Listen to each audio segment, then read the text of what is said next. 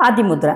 ಆದಿಮುದ್ರಾನ ಪ್ರತಿದಿನ ಒಂದು 15 ನಿಮಿಷ ಪ್ರಾಕ್ಟೀಸ್ ಮಾಡೋದ್ರಿಂದ ನರ್ವಸ್ ಸಿಸ್ಟಮ್ ಇಂಪ್ರೂವ್ಮೆಂಟ್ ಆಗ್ತೈತಿ, ಮಲಬದ್ಧತೆ ಕಡಿಮೆ ಆಗ್ತೈತಿ, ಆಮೇಲೆ ಶಕ್ತಿ ಪ್ರಾಣದ ಹರಿವು ಏನೈತಲ್ಲ ಪೂರ್ತಿ ದೇಹಕ್ಕೆ ಫ್ಲೋ ಆಗೋದ್ರಿಂದ ದೈಹಿಕ ಮತ್ತು ಮಾನಸಿಕ ಸ್ಪಷ್ಟತೆ ಹೆಚ್ಚಾಗ್ತೈತಿ, ಹಾಗೆ ಸ್ಟ್ರೆಸ್ ಕೂಡ ಕಡಿಮೆ ಆಗ್ತೈತಿ. ಸೊ ಯಾವ ರೀತಿ ಮಾಡೋದ್ರಿ ಅಂತಂದ್ರೆ ರೀತಿ ಹೆಬ್ಬೆರಳನ್ನ ಕಿರು ಬೆರಳಿನ ಕೊನೆಯ ಮೂಲಕ ಟಚ್ ಮಾಡ್ಕೋಬೇಕ್ರಿ ಈ ರೀತಿ.